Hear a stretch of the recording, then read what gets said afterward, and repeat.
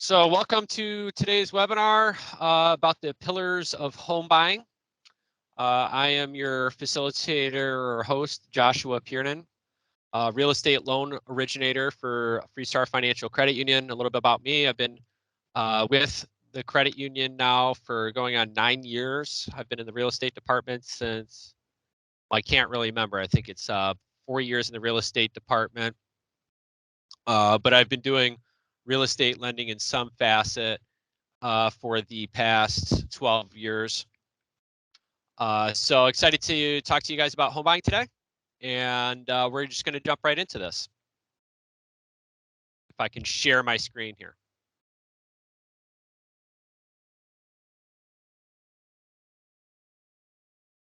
All right, are we good? Can everybody see my my PowerPoint presentation here? Looks good, Josh. All right, cool. We'll get started. So we're just a little agenda about what we're going to talk today. We're going to talk about the steps, which is taking the first step is getting ready in the consultation process, the pre-qualification process, and the process of processing a loan. So let's talk about consultation. So you want to buy a home. Some things that you should do before you even talk to a real estate agent or me is you should get an idea of where you stand for your own sake. And the best way to do that is to get a copy of your credit report.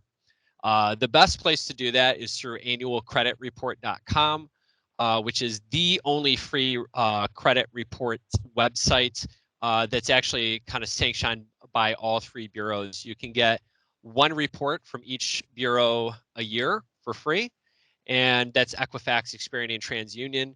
They do not include score, so you won't see a score, but the importance of doing this is to know what's on your credit report, and you'll be able to see collections, accounts, or any type of derogatory, so that way you can correct those problems before they happen. I think a lot of times people will have medical collections that are on there that they're not even aware of until they go to apply for something, and then they see this medical collection on there, which may not impact your ability to buy the home, but could impact the rate that you get when you go to apply for that mortgage. So as I stated, credit scores are not free, but you can get them through there. Another great way to monitor your credit in preparation for a mortgage application is to go, if you're a member through Freestar Financial Credit Union, you can use our website where they have I believe it's called ScoreSense, and it'll actually track your credit score. I use it myself, and to give you some tips to improve, and it'll actually kind of show you what specifically you can do with your credit to get that improvement. And it has like a little graph so you can see if it goes up and down. Now, I think it's important to note that these score trackers, even the one through Freestar or Credit Karma, or if you have a generic one through your credit card, is that you don't look at that credit score as an exact number. It's more of like a ballpark figure. And what's important to see in that credit score tracker is the graph of whether it's going up or down, not necessarily where the score is exactly now, but the trending of the score. So here's some tips to improve your credit score in preparation for pulling your credit. Ensure each credit bureau data is accurate. Review that information to make sure that there's, oh, we got another guest here. Welcome, Christine. We're kind of already in progress. We're talking about credit scores here. You want to make sure that the credit bureau data is accurate. Number 2, focus on bringing your currently delinquent loans or credit cards up to date. If you're currently delinquent, the recency or currency of that delinquency will bring down the score a lot. You could have an otherwise great, perfect credit, 750 credit score, 800 credit score, but if you have one card that is 30 days behind, you're going to go from an 800 to like below a 600 that month. It doesn't, even if it's only one late pay. So it's important to make sure that your credit cards are all up to date, all your loans are up to date, and bring them current before you go to apply. You also want to pay down credit cards that are near their limits. They call this revolving availability. So what they do, that this accounts for 30% of your credit score, is they take the total amount of credit card or revolving limit that you have, So they add up all your credit card limits, and then they add up all your credit card balances, and they look at how much of your limit you have available to use. Ideally, you want to have 75% of your or more of your credit card and or revolving balances available for use. So if you had $1,000 card, I would suggest never having your balance go higher than $250, and that will help your credit score immensely. Another thing that you can do is you want to pay down those revolving balances, but make sure that you don't close the accounts. So if you do pay down a credit card, leave the credit card open, unless of course maybe there's an annual fee. In that case, you could close it out. But generally, you want to have that total limit as high as possible, and closing out your credit cards will lower your total revolving limits. So even if you just have like $100 balance, if you have only a $500 limit combined between all your cards, you're using quite a bit of that. So move revolving balances or credit card balances into installment loan debt. This does two things. A, it increases your revolving availability because now that you have those cards open, but with the zero balance because you put it to a loan. And then number two, it is two different types of credit. So they want to look at types of credit. It's not enough just to have credit cards, but you want to have revolving credit card loans. Revolving credit cards plus installment debt like an auto loan. So you want to have different types of credits. And make sure that if you're planning to apply for a mortgage, you should not be opening new credit cards or new auto loans within 6 months to a year of the mortgage application. So no new accounts. So items that may affect eligibility, or as I call deal breakers, bankruptcy. So if you have had a Chapter 7 or Chapter 11, there is a waiting period of 4 years. Chapter 13, 2 years from discharge date, 4 years from dismissal. Multiple bankruptcy filings, 5 years or more. Foreclosure, automatically 7 years waiting period. Or a short sale, charge off, pre-foreclosure sale, deed in lieu of, 4 years. So generally, if you lost the home, it's going to be a longer waiting period. Now they say waiting period for extenuating circumstances. We could go through those examples, but ultimately it would be like kind of real odd type situations. Losing a job, period, is not necessarily an extenuating circumstance.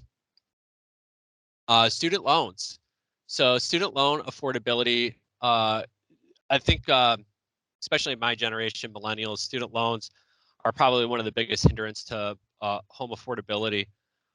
If loans are in deferment, which currently with COVID, pretty much all federal student loans are in deferment up till October or November, I believe. So they will report a $0 payment on the credit report. And if there is a $0 payment or no payment reported at all, we have to calculate one and impose one in there. And the way that they do that is we have to do a 1% of the loan balance is assumed as the payment. Now, in many cases, their actual payment is lower than 1%, even if they're in COVID deferment right now, because they use an income base or income contingent or a graduated repayment plan, which may put their payment at $50 or even sometimes $0. If that's the case, and your payment is typically lower than 1% of the outstanding balance, in this scenario, you would call the student loan servicer and request to get a IBR, ICR, graduated payment plan quote to show what it will be when you come out of this deferment period.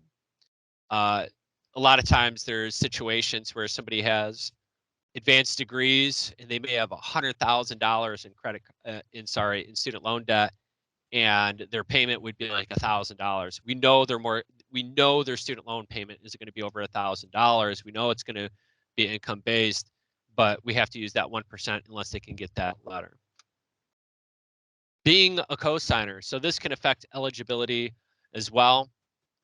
A big thing about being a cosigner is you are equally responsible for the debt. It is your debt, period. It reports to your credit report. And if there is a late payment because the other person didn't make a payment, then you are late. You are responsible for making that payment on time. So before you co-sign on a loan, ask yourself, if I had to make payments on this loan, can I afford it? How this will affect me from obtaining other types of credit. So not only does it affect your credit score, but it affects something we call DTI, which we're going to break down later in this, which is your debt to income ratio. So even if, let's say you co-signed for your son or daughter or your nephew on a car loan or a car lease, and they get a $500 lease payment, that $500 lease payment will be included in your monthly budget when we do the math to see what you can afford. And being that it's $500, that can drastically affect somebody's ability to afford a mortgage on paper. So just make sure that if you choose to co-sign for somebody, that is, just assume that you are going to be making that payment, because that's how the financial institution looks at it. Speaking of DTI, that's what this page is about. So the way that we calculate our DTI is that we do your debt, your total monthly debt, divided by your total monthly gross income.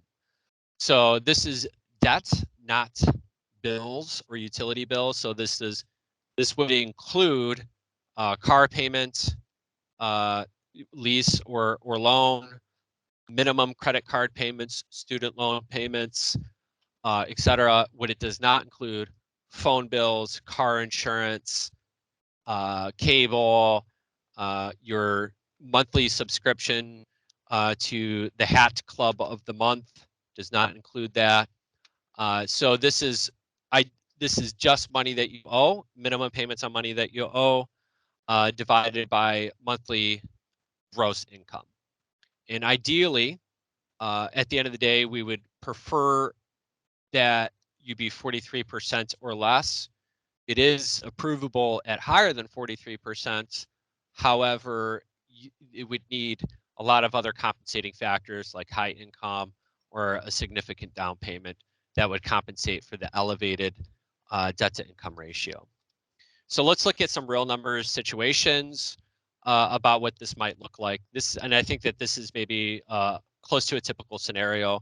In this example, this person has 2 student loans, and they have $200, a $100 payment, an auto loan with a balance of $13,000, minimum payment of $250 on that auto loan.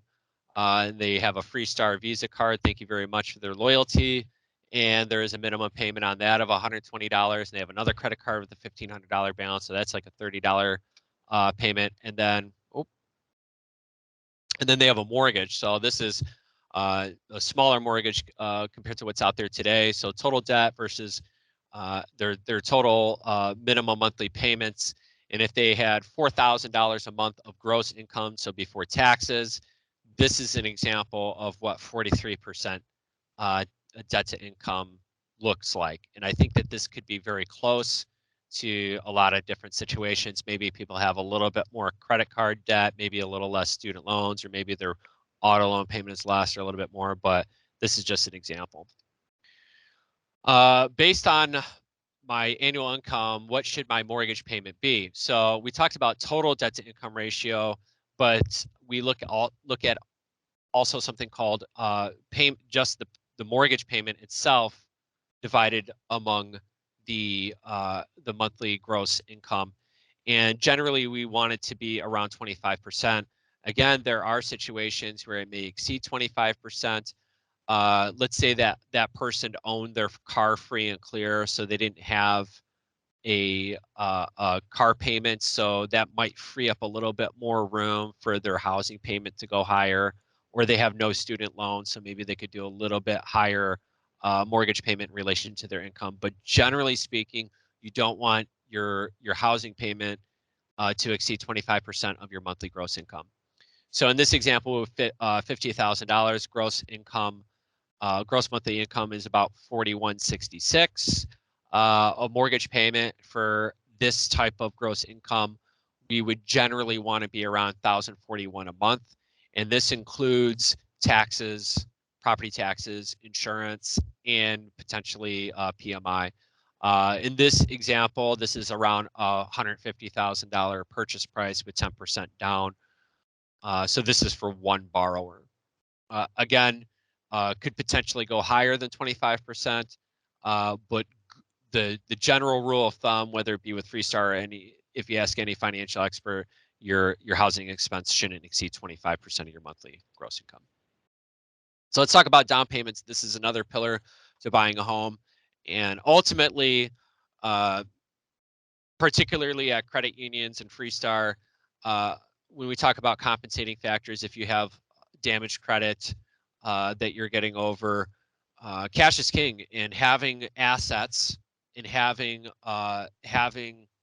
a lot of equity in the home, equity defined as being your share of ownership in that home, being in a better position is more secure for the credit union or whoever the lender is. So for a first-time home buyer only, generally speaking, you can put as low as 3% down.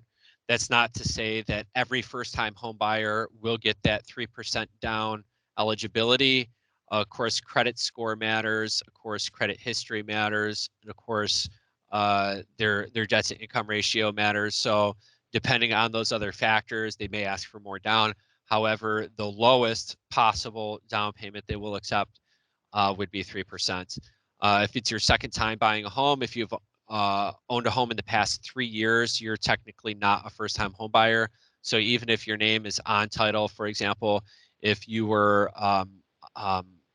your parents put you on their home as a joint owner in case something happens, not necessarily a ladybird deed, but actual full ownership. In this scenario, you would be a repeat buyer. So this is your name has never been on a home title in the past 3 years.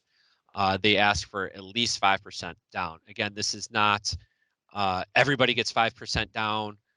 You would have to have this is the lowest possible down payment for repeat buyers. And to waive PMI on a conventional fixed rate mortgage, to not have PMI, we need at least 20% down. So ideally, the ideal down payment is 20%. And in many scenarios, I actually suggest that even if you had more than a 20% down payment available to use, my suggestion is that you don't put much more than 20% down, because that extra down payment doesn't impact the monthly payment as much as you think it would. You'd have to put down even more, like 40% down for it to significantly impact the monthly payment. So down payments, all down payments must be documentable. Generally, when you're putting a down payment, that cash cannot come from underneath your mattress or buried out back in the yard. It's got to come from a financial institution. We got to be able to show monthly statements to show that that money has been in there for at least 2 months. And the reason why they do this is, for federal regulations and tracking money for money laundering purposes, or we just got to know where it's coming from. It's got to be documentable. So it could actually come from a gift, but generally that gift has to come from a family member, and that those funds have to be documentable. So let's talk about what compromises a mortgage payment. The first two, obviously, principal and interest. Principal is the money that you borrowed to buy the home. Interest is the fee that you pay to the lending institution where they make their money based on how much principal that you borrowed. Escrow is another portion, and escrow is combined of two different portions, and that's the homeowner's insurance and the real estate taxes, which are charged by both the county and in the city.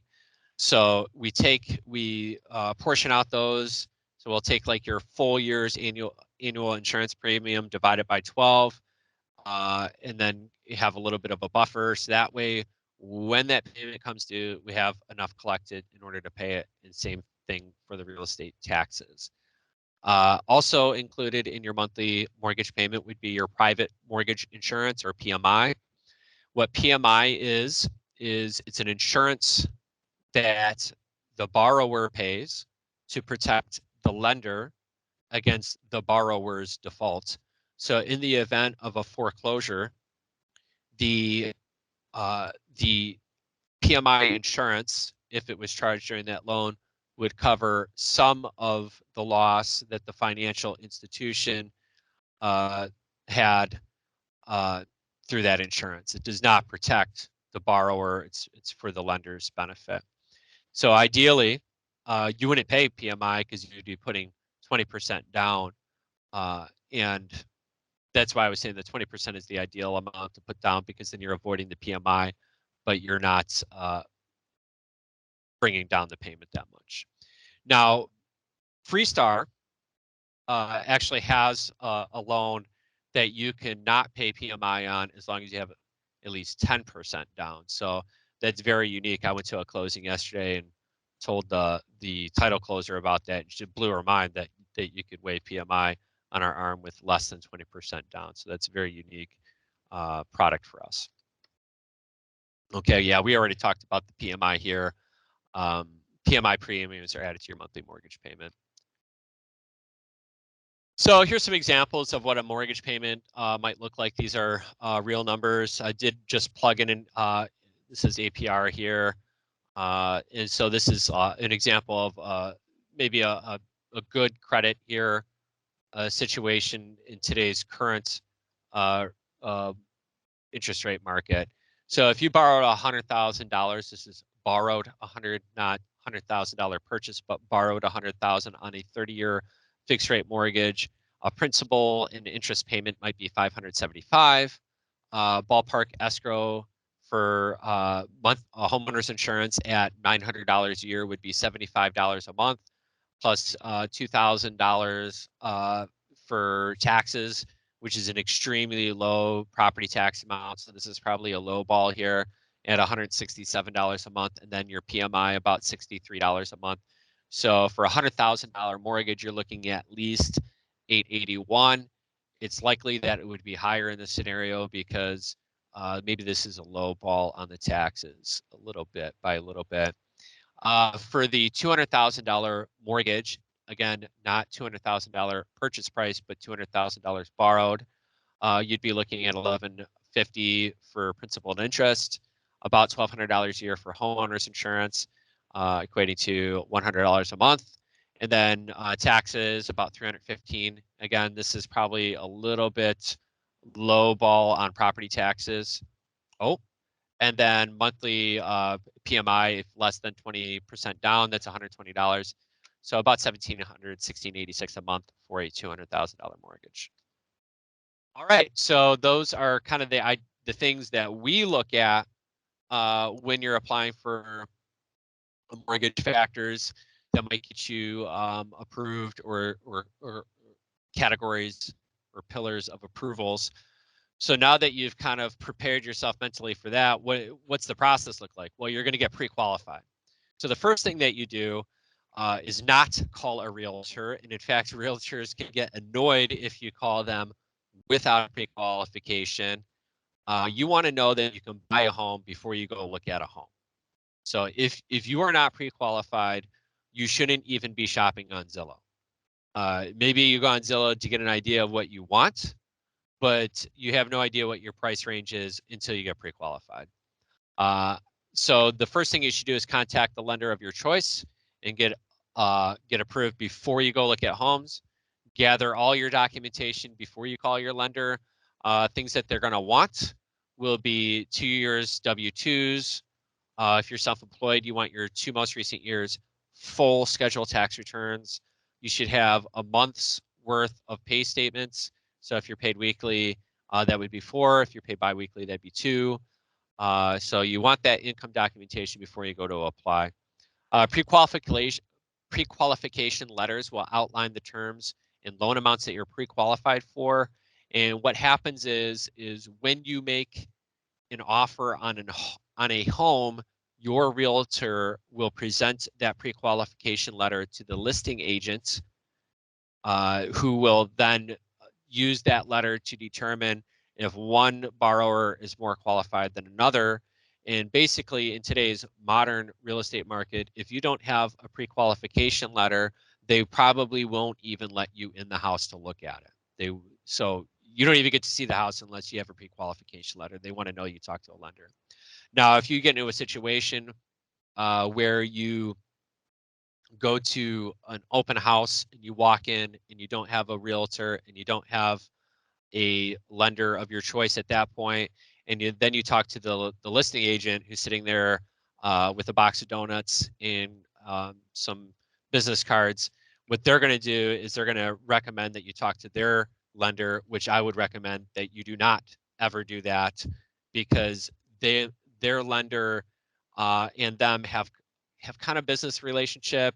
And even though that lender's not supposed to, they're likely going to share information with that selling agent that they're not supposed to share. Remember that the listing agent of a house, they're a fiduciary for the person selling the home. They are not a fiduciary for you. It is in their best interest to get the most amount of money for that house as possible, because A, they make more, and B, they are legally obligated to act in the best interest of their client.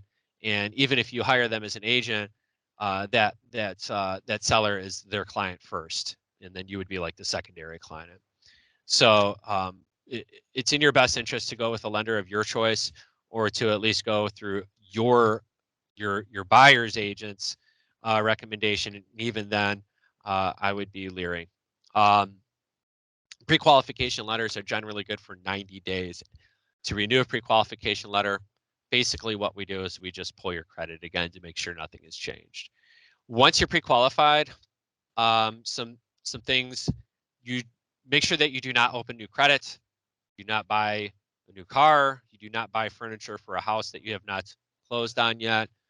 You don't want to do a lot of pulling of your credit or applying for these, because that could potentially damage your score. And you don't want to run up your credit cards during that time. I've had it where people already had a pre-existing credit card and they bought the furniture before they bought the house. That affected their debt to income, which had affected their ability to buy the home. So what factors go into a mortgage pre-approval? Income and employment. They want to know that you have a stable employment history. Generally speaking, you want to be employed at the same place for at least 2 years. There are exceptions to that rule. So maybe you're a nurse and you're still a nurse, but you've been a nurse for 15 years and you just went from like Beaumont to Henry Ford, and it's only been there for a week. That would be an example of an exception, because you have nursing background. But let's say that you were a nurse and now you're a elementary school teacher and you just got the elementary school teacher job yesterday. That's not same industry, so we don't know. It's hard to predict your ability to make money as a teacher based on your ability to make money as a nurse. That's a kind of an extreme example, because those are like professional degrees required. But we might look, it may be a more realistic scenarios that you worked in a factory and now you're doing, I don't know, some other maybe skilled labor or something like that, similar but not the same industry. Credit score and repayment history. So they're going to look at that you, generally speaking, you don't want to have any late pays in the most recent 12 months. Ideally, no late pays in the recent 2 years. Credit score is not the end all be all when it comes to credit history. Sometimes somebody can have a little bit lower score, but their credit report tells a different story, and maybe it appears that they're trending up. And sometimes people have a good score, but you can look at it and they're trending down. So scores can be misleading. Score is more of a tool used to price the rate. However, it's not the end all be all in whether you're going to get approved or not. So liabilities are what we talked about before, other debts that you have and monthly obligations. And then assets would be cash reserves that you have, or potentially other real estate that you own, things that are worth money or money itself, liquid funds. So this might be, your 401k. If you got a huge 401k, it appears that you're stable, that you could potentially tap into that 401k should you need to, if you're in danger of losing your home, or if you lost a job, you would have those retirement funds as a backup in order to keep your house. Also, savings accounts. So assets that are not in a financial institution, like cash underneath the bed or buried in the yard, they do not exist as far as we're concerned. It does not exist. Collateral.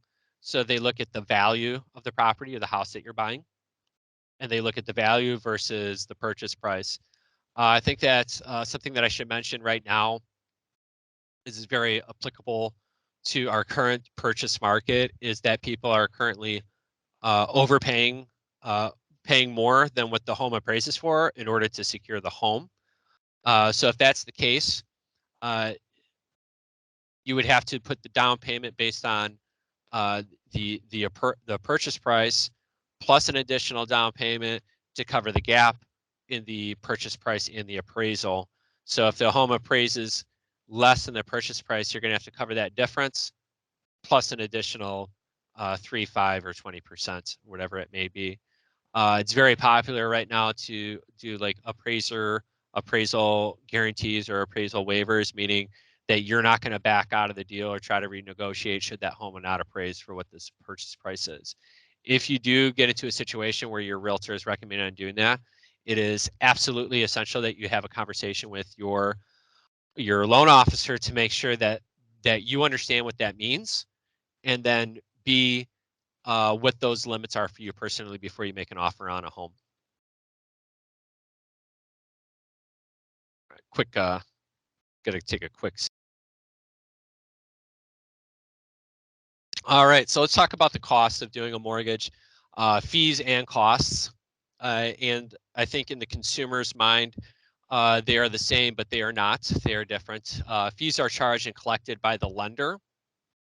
This might be like an origination or a closing fee for a refinance. It's basically the money that the lender makes off the loan for doing the loan, and that might be broken down into different types of fees, and they might label them differently, but essentially it's the money that the lender makes. Costs are charged by a third party and are required for the transaction. So this might be the title company's closing fee.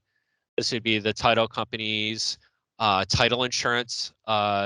There's two different types of title. There's actually three title insurance is happening on a transaction, on a purchase transaction. The seller gets a title insurance policy, the buyer gets a title insurance policy, and then the lender gets one too.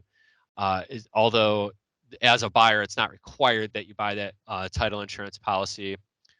So it's important to talk to your realtor or whoever it may be, whether you decide to buy that or not. The cost of the appraisal, we got to pay an appraiser to go out there. And also an inspection, should you choose to have one, that would cost money. Fees will change from lender to lender. So again, the costs associated with paying the institution for doing the loan outside of interest will vary. However, third-party costs like appraisal and title company, they're generally very close, relatively the same. And the lender doesn't necessarily have control over those costs because they are not the ones charging them. So the other thing that you should consider that isn't listed into this that really drives up the amount of money that you have to bring to closing is your escrow funding. So pre-collecting or prorating for those taxes and insurances that will be held in escrow for when they are due. So we got you pre-qualified, you know approximately how your payment's going to be, and you saw a home of your dreams. It has the white picket fence. The neighbors seem reasonably sane, and you decide to move in or make an offer. So now we're going to go into processing and underwriting. So processing is the process of collecting your documents, getting them in order, verifying the information, making sure they're legit, solving any types of questions that might come about through those, the submission of those documents, and then it goes off to underwriting to make sure that we're compliant with general lending guidelines.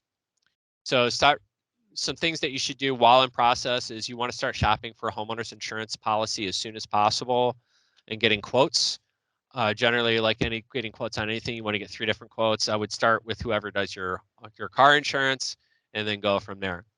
Do not obtain any new credit. As stated earlier, new credit may disqualify you from obtaining the mortgage. So I've had it where somebody applied for a mortgage and then went out and bought a car and didn't tell me about it, and it changed their eligibility and it made them no longer eligible to buy a mortgage.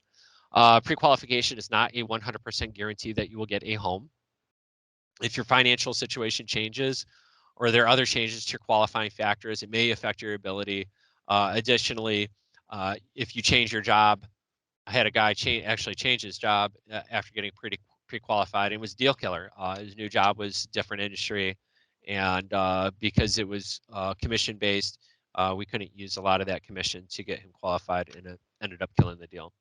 So you want to get your documentation in promptly.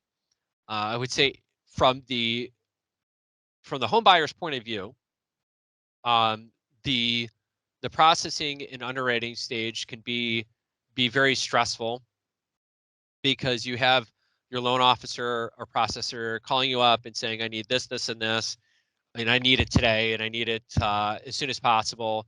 And then they're really pushing you to get it in.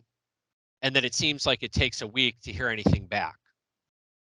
That's because a lot of times we're dealing with these third parties, and I would say generally describe the processing part of a mortgage as a hurry up and wait. So you get everything, you turn it in, and then you wait. And then you waited like a week to hear what happens. And there, generally, it's the lender's responsibility, even if nothing's happening with your loan, to reach out to you, let you know that, hey, we're still waiting for this situation to occur. It's still in underwriting.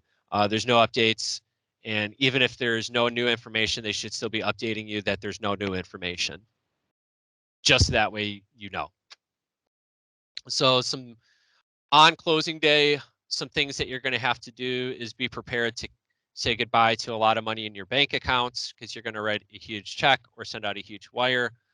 The down payment is a percentage of the purchase price. So sometimes people think, well, okay, all I need is a 3% down payment. This house is $100,000. So all I need to do is borrow $3,000 or have $3,000 in order to buy this home. And really, in that scenario, the closing costs would even exceed the down payment. So you have to take that into consideration. You got to have your closing costs ready to go, your escrow deposit, which sometimes can be larger than the closing costs and the down payments, and also tax prorations. So when the previous owner, you have to reimburse them for the portion of the year that they've lived in the home, or vice versa. And then the homeowner's insurance, generally you have to pay for a full year up front. So the home is insured for a full year, and then we collect for the next year as we go. Getting ready for closing. Expect that the mortgage process takes approximately 30 to 45 days from the date of the purchase agreement. And technically, it's 30 or 45 days from the date that we receive the purchase agreement and you pick the lender and make a financial commitment to us going forward. What sometimes can happen is you sign a purchase agreement and then it goes to your real estate agent, and then they take 2 days to get it to them, or a day to get it to the listing agent. And the listing agent doesn't get back because their buyer's thinking about it, and maybe 5 days elapses. So in your brain, you signed it on the 1st, but the seller didn't even sign it till the 5th, and then it takes them a day to get back over to us. And then it takes us maybe some time to draft up the disclosure packet based on the information that's on the purchase agreement. And then we send it out to you, and then you take 3 days to decide whether you want to do it or to get us the appraisal cost. You can see how easily 2 weeks can slip by through interaction before the loan process even starts. So if you make an offer on a home, it's a hurry up. It's a get everything in as soon as possible.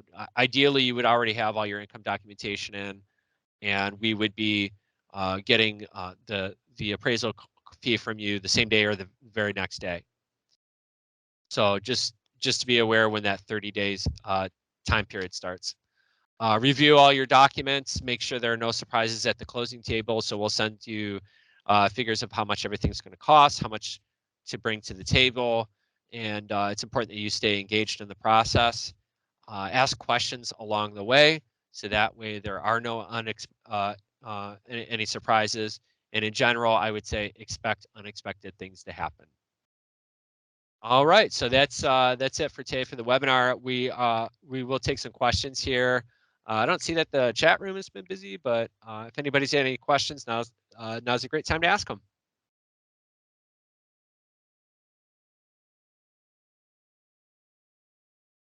Bueller? Oh, here we go. We got a question from Mr. Garner. Yes. Yes, sir. Being an old military veteran, I've never really used my guaranteed home loan. Freestar won't be able to assist me with that, will it? We are not currently doing VA, but we will be very, very, very soon. So I've done a lot of VA loans because we had in the past, but as of last year, maybe around this time we stopped doing them. But we will be offering them very, very soon. And so I would still keep Freestar as your primary choice for doing that VA loan. And just because we're not offering them right now doesn't mean that I don't know quite a bit about them. I was doing a lot of them previously. We just had some issues with we got some new underwriting staff and lost some old underwriting staff. So that's kind of that issue. But we will be offering them very shortly. And just because we aren't offering them doesn't mean that we're not educated on the topic. So I could definitely answer questions for you. Okay, so can I continue, or you got any other participant that wants to ask questions? Yeah, anybody else with questions?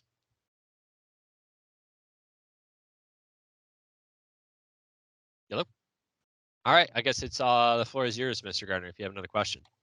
Okay, so on this VA home loan, I did it with Freestar when it was old Central Macomb back in 2014. And there on my VA home loan, I had paid and bought a mobile home way back in the 80s, and I forgot, never knew that, because I'd given up the home and the VA paid the amount that was owed, but that I owed the VA, but that was held against me to where I wasn't eligible for a home loan back in 2014 through Old Central Macomb. So I'm wondering, does that issue, would that weigh in on whether I'd be pre-qualified for a home loan through Freestar? Yeah, so you said it was, what year was it that the home was foreclosed on? Well, the home was foreclosed on back in 88, 87. It seems like from a credit perspective, it wouldn't matter. Depending on how much was the VA paid out to the lender or what the guarantee was for, it would impact your VA loan guaranteed amount, but not necessarily your ability to get a VA loan. So there are options where it's set up where you still have some eligibility left over because you may not have used your full eligibility. If you did pay it back, you would get a higher eligibility. And when we say eligibility on a VA loan, what it is it's the VA guarantee covers up to 25% of the loan amount to the lender. So you may have used some of that on the foreclosure before, but you could still have more left for the new home. So no, I would say as a general rule of thumb, given your scenario, and of course we would need to see more detailed information on your credit report and to see your certificate of eligibility, but I would say it's not a deal breaker to get another VA loan. Okay, great. So I'll just have to sit back and wait till Freestar does the VA loans, because I'll be financially, all debts paid off, ready to go. Yeah, I'd love to help you with that. I think it's going to be pretty soon here. We're all taking the test right now. I'm working on the test right now, so it could be very soon. So. Okay, thank you, sir. I'll just sit back and wait. My pleasure. Any other questions? All right. Well, hey, really appreciate you guys attending this today.